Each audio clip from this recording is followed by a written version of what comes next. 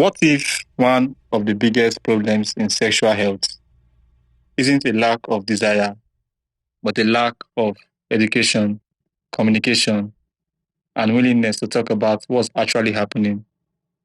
For many people, sexual health issues can be difficult to discuss, even with a medical professional. Shame and misinformation can leave people struggling silently with conditions that are real, common, and treatable. Our guest today, Eve Hall, is a licensed physical therapist specializing in sexual health, certified health coach, podcast host, and creator of the Orgasm Revolution. Eve has more than 20 years of experience in physical therapy and focuses on conditions affecting sexual health, including erectile dysfunction, decreased sensitivity, decreased sensitivity, and vaginal dryness. Through our work and our podcast, Please Me, a sexuality podcast, I lost audio. our guest today is on a mission to make conversations about sexuality and sexual health more open, informed, and shame-free. She also advocates for closing the orgasm gap through education, awareness, communication, and empowerment. Today, we're talking about sexual health, communication, the orgasm gap, sexual liberation, There you are. misconceptions I lost audio. about intimacy, and why taking care of your sexual health should be treated like taking care of other parts of your health. Eve, welcome to the show.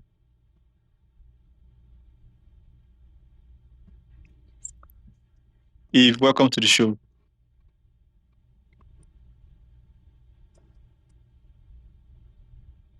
Hi, Eve, can you hear me?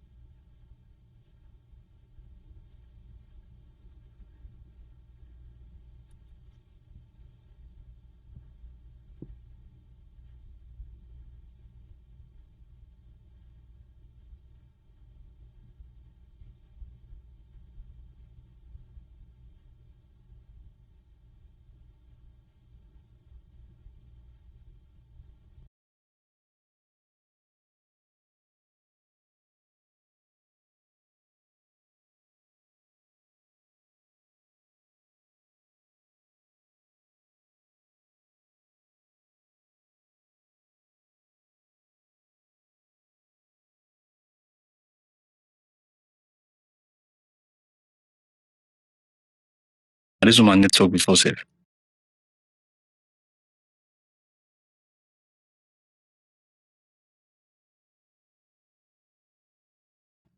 Hi, Eve. Sorry, I don't know what happened. I lost audio. I couldn't hear you. Okay, so let's begin again. Okay. Now my video's off. I don't know. Oh, okay. Here we go. Okay. Right. So, what if one of the biggest problems in sexual health isn't a lack of desire, but a lack of education, communication, and willingness to talk about what's actually happening? For many people, sexual health issues can be difficult to discuss, even with a medical professional. Shame and misinformation can leave people struggling silently with conditions that are real, common, and treatable. Our guest today is Eve Hall, a licensed physical therapist specializing in sexual health, certified health coach, podcast host, and creator of the Orgasm Revolution. Eve has more than 20 years of experience in physical therapy and focuses on conditions affecting sexual health, including erectile dysfunction, decreased sensitivity, and vaginal dryness. Through our work and our podcast, Please Me, Sexuality Podcast, she's on a mission to make conversations about sexuality and sexual health more open, informed, and shame-free. She also advocates for closing the orgasm gap through education, awareness, communication, and empowerment. Today, we're talking about sexual health, communication, the orgasm gap, sexual liberation, misconceptions about intimacy, and why taking care of your sexual health should be treated like taking care of any other part of your health. Eve, welcome to the show. Thank you so much for having me. Okay, so let's start with your journey. Why did you decide to specialize in sexual health after more than 20 years as a physical therapist? Yeah, so I went through my own sort of sexual revolution, I would say, after my divorce. They're calling it I just heard on the news that they're calling it the hot divorcee summer this year. But I had my hot divorcee summer about 9 years ago after I got divorced, and I went through my own sort of like revolution in terms of my sexuality. I really wanted to experience things that I hadn't experienced before. I was a very sexual person, and I was in a relationship that ended up being sexless for many years. And so once I got divorced, I knew that that was something that I was never going to let happen again, number one. And number two, I really wanted to like explore and to figure out what my needs, my desires, and my wants were, because I had never really had a relationship where I could discuss those things. So through that, I became very interested in sexual health because as you are dating new people and having conversations with new people, you have to have these sexual health conversations. And it was very interesting to me that many people hadn't really had a lot of experience having these conversations. And through the awkward moments and the awkward silences, I realized that there was really a big need for education in this area, discussion in this area. And really, I too was feeling awkward and uncomfortable too. And I knew that I had to get better if I was going to have a healthy relationship. I'm a licensed physical therapist. I have been practicing for over 25 years. And so one of the specialties in physical therapy is the pelvic floor, which I like to call sexual health, because a lot of people don't understand what the pelvic floor is. But when you have issues with the pelvic floor, you'll also have sexual health issues. So I became very interested in treating patients with these kind of conditions. So I got certified in that area, and now I'm a specialist in the pelvic floor and treating sexual health conditions. And so that was sort of my evolution. However, when I started treating patients, I started seeing people in my practice and they would say, "Oh, I'm here for my erectile dysfunction," or "I'm here because I have painful sex." However, my husband or my wife doesn't know that I'm here.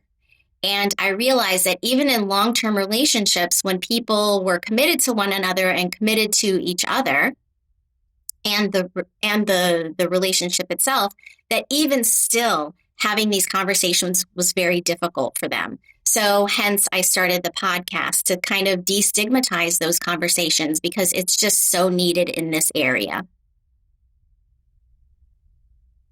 Okay, thank you so much, Eve. So, why do you think people still find it so difficult to talk openly about sexual health, even with their doctors? I think there's just a lot of stigma and taboo about talking about sex. It's the societal norms that we were taught. And you know, all of the different things that ties into that. It could be a religious upbringing that, you know, really shamed talking about sexuality or even touching yourself. A lot of different belief systems thought that, you know, masturbation was a negative thing and you shouldn't do that because it's shameful and wrong. And so a lot of people have a lot of shame around sex, really, which shouldn't be there. I mean, that is actually how most of us, okay, I would say 99.9% of the population got into this world, right? It was their parents having sex, and here they are. And so, really, it's such a natural, normal part of life. Yet we have so much shame around it, which doesn't need to be there. And so that's why I think it's really important to have these conversations. So thank you so much for inviting me onto your show. Okay, thank you so much. What are some of the most common sexual health concerns that you encounter in your practice that people are often too embarrassed to talk about? So for men, erectile dysfunction is very common. 20% of men in their 20s already start to have some form of erectile dysfunction, and it goes up 10% per decade. So 30% in their 30s, 40% in their 40s, and by 50% of men already have some form of erectile dysfunction. So that is the big one. Premature ejaculation is another one that's very common for men, and this can happen at any age. However, it does have a pretty strong tie to erectile dysfunction. Sometimes when people experience erectile dysfunction, they'll also experience premature ejaculation as well, but they can exist by themselves. Okay. Painful sex for women is a very common one, especially as women get older or as our hormones change. This can cause changes in the tissue, the vaginal tissue, and painful sex can become a problem. For women, also incontinence, and this is actually true for men and women. Incontinence is another pelvic floor issue that can be treated in therapy. Also for women as we get older as well, or depending on the hormones and our hormonal balance, decreased vaginal sensitivity and dryness is another very common condition. And again, same thing with men. It's very common. Women, by the time that they're 50, more than 50% of women will have some sort of vaginal dryness and decreased sensitivity. And all of that, okay, the ED and the decreased vaginal sensitivity and dryness, those are the same condition, but in men and women, right? That can be treated in physical therapy, and it also is something that we can prevent. And so this is what I like to talk about is prevention, because we spend a lot of time on, face creams and on dyeing our hair and on going to the gym and on, all of these other health-related things, and we're not focusing any attention most of the time on preserving our sexual health. Wonderful, wonderful. Eve. So women can experience decreased sensitivity and vaginal dryness, but these issues aren't always discussed openly. What can contribute to them? So I would say the main culprit for decreased vaginal sensitivity and dryness, so there's two things. So blood flow is a problem, okay? So as blood flow decreases as we get older because blockages form in and around the blood vessels of our genitalia, that can cause a decrease in blood flow. So that's number one. For women, number two is a decrease in estrogen. So estrogen is very, very important for the health and the strength of the vaginal tissue. So if you think of the skin as a fence, and some of the links of that fence are estrogen receptors. If the estrogen receptors are filled with estrogen, that linked fence is going to be strong. But if the estrogen receptors are empty because there's not enough estrogen circulating in the body, then the tissue, okay, which is the links of the fence is our skin, right? The skin and the vaginal tissue, it becomes weak. And it can develop small little micro tears, which can cause pain. And so estrogen is very, very important for healthy tissue in the vaginal area and everything around there. So the clitoris and the vulva as well. And then blood flow. If there's not enough blood flowing to the vaginal tissue, what happens to wet the area is that the plasma in the blood actually seeps through the walls of the vaginal canal and surrounding tissue, and it wets the area. So if you don't have enough blood flow, you're not going to have enough plasma to seep through and wet the area. So blood flow is absolutely essential to having normal sensitivity and normal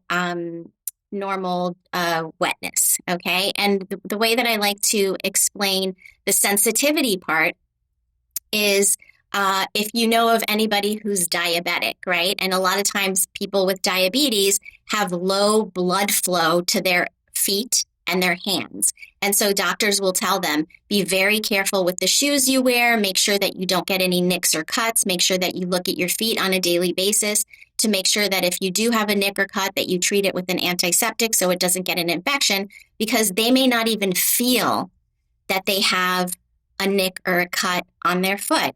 And what can happen is that it can develop an infection and can become a gangrenous problem, and then amputation can occur, right? So that is a very extreme example of low blood flow causing a decreased sensitivity. But that can happen in our genitals as well. So if you have a lack of blood flow, whether you're a man or a woman, you're going to also have decreased sensitivity. Okay, wonderful, wonderful, Eve. So, if someone listening right now has been experiencing a sexual health issue but has been too embarrassed to seek help, what would you say to them?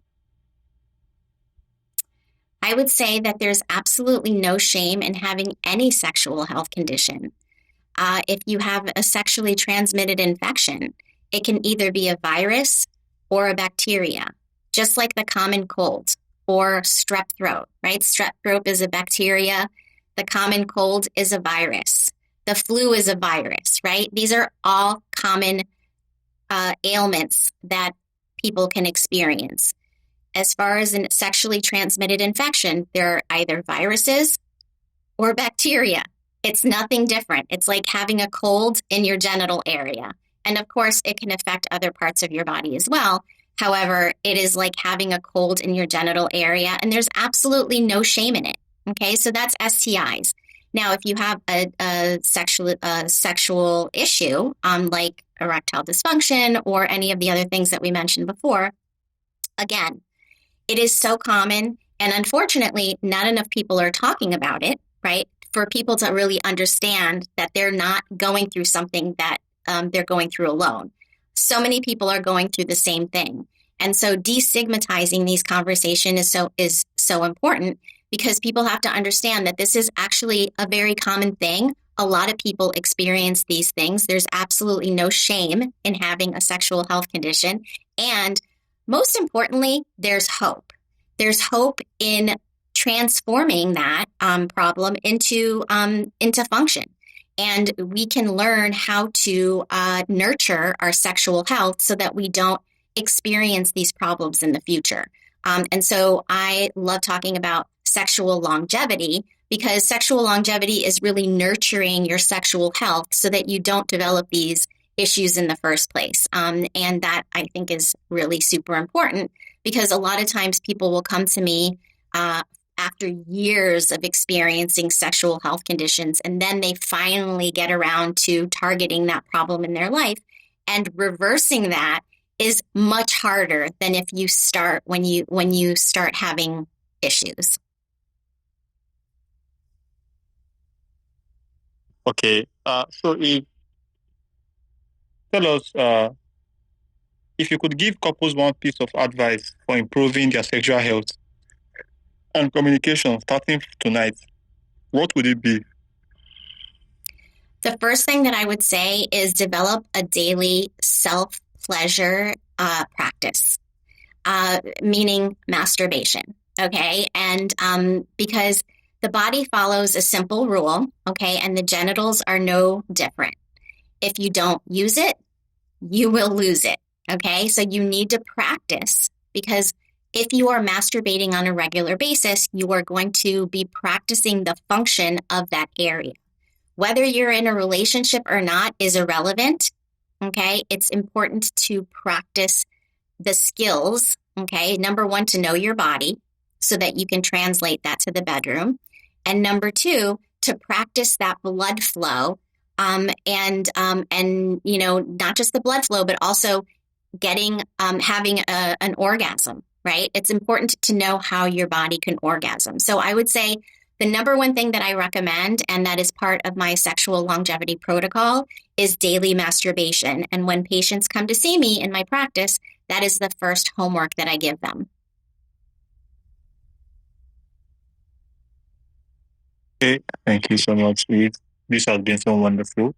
So before you go, I want you to talk about the orgasm gap and big clit energy. Sure, I'd love to.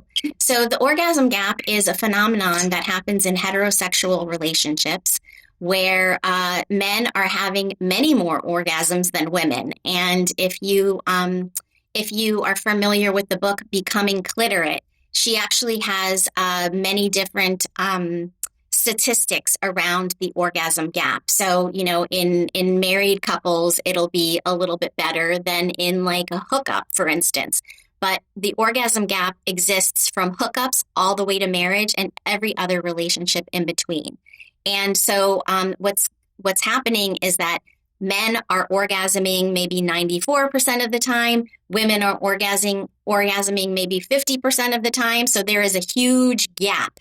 And that is what the orgasm gap is. And so I love talking about it because I don't think a lot of people really know that there's an orgasm gap. I remember when I read that book, I was like, oh, that's what was happening. You know, I didn't know that this was actually a thing, right? And so education is so important to close that orgasm gap. And once you know how your body orgasms, you can take that information and you can bring it to the bedroom, right? You can share it with your partner. But if your partner doesn't know how you orgasm, how are you going to get there if they can't help you, right? And we want our partners to be able to help us. So that's where the communication comes in. It's very important to have conversations. And a lot of times people feel intimidated by the fact that women need external clitoral stimulation in order to orgasm. 95% of women do. Only 3 to 5% of women can orgasm from penetration alone. So this is why the orgasm gap exists, because what we see on television, what we see in movies, etc., right? When we're looking at sex is penetrative sex. We don't see the external clitoral stimulation, which is what women need. So a lot of times people think that sex is just penetration, but sex is so much more than just penetration. So if you want to please your partner, ask them what they like. All right. Thank you so much. This has been a very wonderful episode. This conversation reminds us that sexual health is still health, and silence, shame, and embarrassment shouldn't prevent people from getting the information or support that they need. Sometimes taking control of your head starts with something as simple as asking a question you have been afraid to ask. And when it comes to intimacy, communication isn't just about talking more. It's about becoming comfortable enough to be honest about your needs, your concerns, your boundaries, and your experiences. So, if for those who would like to connect with you and know more about your work and your podcast, how can they do that? Yes, so you can go to pleaseme.online. That is my website. And I just want to mention here that I have a free 30-day body reconnection, self-pleasure and body reconnection practices. It's a 30-day, you get ideas for 30 days of different types of self-pleasure to really reconnect with your body. And I think it's a really beautiful thing to do, to, you know, really understand your body and all of the different ways that you can pleasure it. Because a lot of times we get stuck in our rut, right? We do things the same way every time. So this really gives people 30 days of different ideas of ways that they can pleasure their body and really reconnect with themselves. And so that is on my website. It's the second tab. And feel free to go there. All you have to do is input your email and it will come directly to you. And there is a journal entry that goes with every day so that you can sort of keep track of how you're doing and see the progress that you've made over the course of 30 days. And then if you like it, start over after 30 days, you know? And so it's a really beautiful practice for people to connect with their body. All right. Thank you so much. And to my audience, I love you guys so much. I'll see you guys in the next episode. Once again, if this episode is speaking to you, make sure you share it with someone out there who needs to hear this, who needs to take care of their sexual health. Thank you, Eve. It was a pleasure having you on the show. Thank you for having me. This was a lot of fun. All right. Have a wonderful day. You too. Bye-bye. Bye.